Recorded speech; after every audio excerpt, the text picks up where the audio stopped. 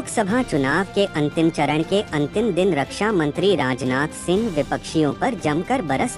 कुशीनगर के रामकोला में आयोजित जनसभा में उपस्थित लोगों को विशिष्ट अंदाज में संबोधित करते हुए कहा कि बार बार देश में चुनाव होना ठीक नहीं। हमारी पार्टी, हमारे प्रधानमंत्री का ये मानना है कि चुनाव ऐसा हो जाए कि विधानसभा और लोकसभा का चुनाव एक साथ हो जाए। इसलिए सरकार बनते ही वन नेशन वन इलेक्शन लागू करेंगे। भीषण गर्मी में लोगों से मुखातिब होते हुए रक्षा मंत्री राजनाथ सिंह ने कहा कि भारत दुनिया में आर्थिक रूप उपस्थित हैं आदरणीय विजय कुमार दुबे जी, जो हमारे सांसद हैं और आपके कमल पे बटन पे दबाने के बाद चार से फिर से में मौजूद मेरे सभी सम्मानित बहनों एवं भाइयों,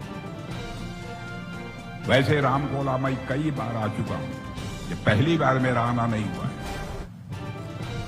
मैं बैठकर बोल रहा हूं या मैं गुस्ताखी कर रहा हूं, क्योंकि आज के 15 दिन पहले पैर में चोट लग जाने के कारण आंध्र प्रदेश की सभा को संबोधित करने के बाद नीचे उतर रहा था, पैर में चोट लग गई। डॉक्टरों ने कहा कि आपको 1 सप्ताह आराम करना पड़ेगा, लेकिन आप जानते हैं चुनाव का दौर चल रहा है।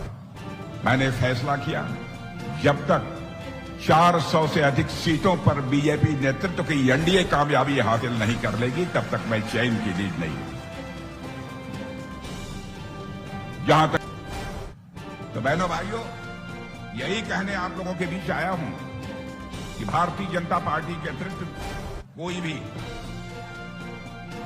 इस देश का कल्याण नहीं कर सकता, केवल भारतीय जनता पार्टी कर सकती है। इसलिए मैं आप लोगों से कहूंगा कि आप भारी मतों से भारतीय जनता पार्टी को विजय दिलाएं। और इतनी बात पक्की समझ लीजिए, समाजवादी पार्टी की साइकिल का चेन, ध्यान से सुनिए, समाजवादी पार्टी की साइकिल का चेन 2014 में उतर गया, 2017 में नहीं चढ़ा, 2019 में फिर वह चेन नहीं चढ़ा, 2022 में फिर नहीं चढ़ा, 2024 में भी नहीं चढ़ेगा। बहनों भाइयों, एक बार चेन उतर गई है तो चढ़ेगा नहीं। अब बहुजन समाज पार्टी बेचारी की बात हो गई है कि मुझे बताने की जरूरत नहीं, आप लोग जानते हैं।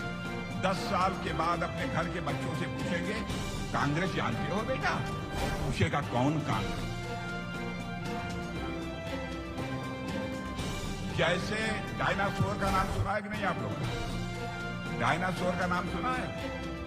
डायनासोर पूरी धरती से लुप्त हो गया, वैसे ही भारत की कांग्रेस पार्टी 5-10 वर्षों में ही इस धरती से लुप्त हो गई। यह हालत है इन लोगों, झूठ ही बोलकर ये जनता का समर्थन हासिल करना चाहते हैं। और बहनों भाइयों, मैं बताना चाहता हूं, भारतीय जनता पार्टी हिंदुस्तान की एक ऐसी राजनीतिक पार्टी है जो जनता की आंखों में धूल झोंक कर राजनीति नहीं